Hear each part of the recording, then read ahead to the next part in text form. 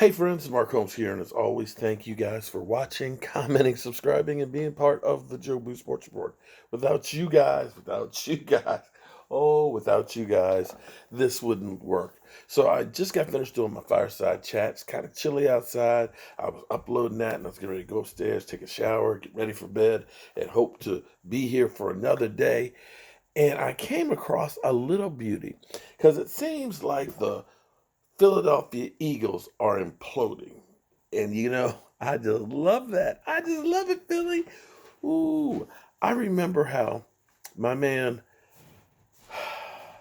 this is almost great because this is like 2 years in a row. Because Philly 500 was talking about big play Slay. Oh man, we gotta shut down corner. He's gonna take care of Amari Cooper. He's gonna shut down everybody. He's going to be an absolute beast. And it was kind of like what he talked about. Deshaun Jackson coming back. Oh my God, we're gonna get D-Jax back. He's gonna be the deep threat for Carson Wentz, the North Dakota assassin, the assassin, and all that. And I said, Philly, slow your roll, slow your roll. I said because he's one of those older wide receivers that had that stank from Philadelphia, then that stank from Washington, and then went to Tampa, and he's coming back. He's old, he's broke down, and old receivers don't all of a sudden just start staying healthy. And you can see how many games has he played in the 2 years? Three? Two? I don't know. But I told you, Philly. I told you. And then you got all excited about Slay. Oh, man, we got that free agent Slay. He's going to be great. He's going to be shutting everybody down. Well, big play Slay. Maybe it's he gives up the big play Slay.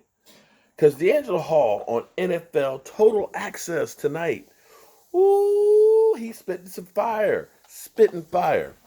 During a Thursday appearance on NFL Total Access, former NFL cornerback D'Angelo Hall. I met D'Angelo, actually, at Washington, I guess it's Washington Park now. Yeah, he did a billboard campaign in 2013 for United Way. So we were there. Joe Boo was on the chief there. But anyway, I digress. But anyway, he was talking about Slay covering DJ Metcalf like he was scared. He said, I mean, you might as well just say, I mean, that's as bad as when you say a guy is soft. But he literally said he was scared. And apparently, Slay did exactly what you never ought to do. You don't ever read social media. If you go to Dak Prescott's house and talk about some social media, you're going to get kicked the F out. You're going to get kicked out. You're just not, it's not welcome. You don't pay any attention to that because people are always going to talk and trash you. So, Slay on the Twitter said, you said what at D'Angelo Hall with the question mark face emoji? Metcalf torched Slay during the Seattle's 23-17 win Monday night, catching 10 passes for 177 yards. If you don't know math, that's 17.7 yards per catch on 13 targets. To Slay's credit, he was isolated one-on-one for most of the game against Metcalf. Also, to Slay's credit, Metcalf is an absolute stud. Yeah, he is. He's definitely a stud. And apparently, Slay was a dud. Hall didn't like Slay's approach in the matchup. Look at the very Slay right there.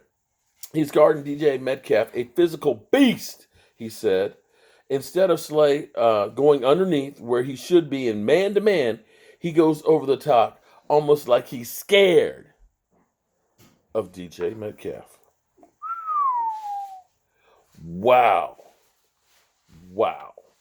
Slay's approach, of course, didn't work because my man was getting 17.7 yards a chunk. Even he would likely admit as much. But calling him scared, well, players don't like to be called soft or certainly not scared. Wow. This is bad, Philly.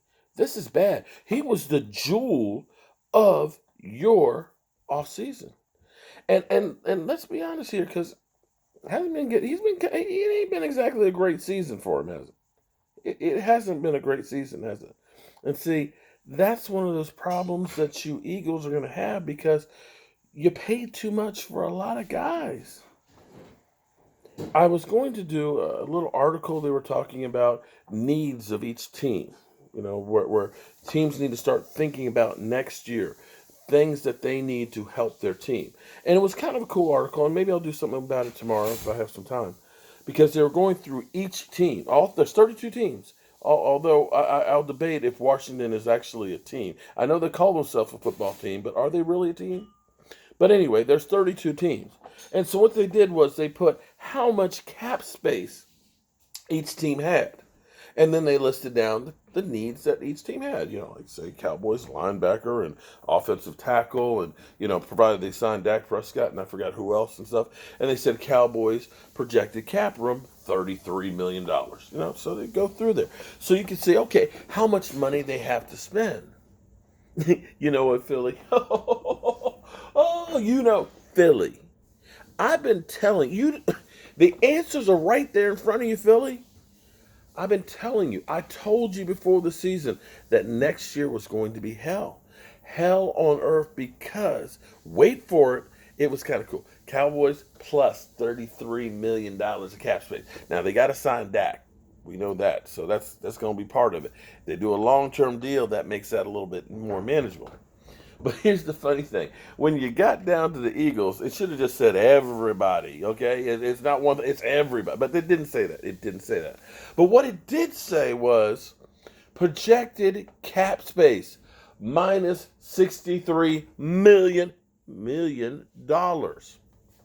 Because, see, here's what you did. Here's what you did.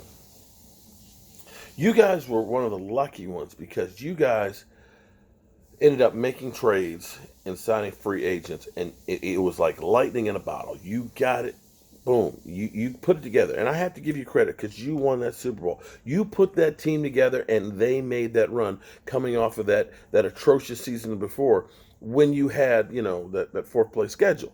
You took advantage of that. You had a young quarterback. You had a great backup who was as good as the starting quarterback. And you got hot at the right time and you won the Super Bowl. You finally, after all these years, won the Super Bowl. But see, what happened is you got drunk on that. And you kept thinking, all we got to do is sign this guy, sign that guy, sign this guy. Oh, we can just keep doing, because we're geniuses. We're geniuses. But when you go to the well too many times, at some point, the bill's going to come due. And you're not going to hit on all those. And all those ones you didn't hit on, and all those aging veterans right now, a lot of them got to be replaced. And when you replace them, you got dead money. And that's why you guys are screwed. I'm telling you, the future, next year and the year after, man, you guys are going to be in cap hell. You got to cut everybody. And then you get stuck with some ones you wish you could cut, like Carson Wentz. But hey, you got big play Slay. He's not soft. He's just scared. See ya.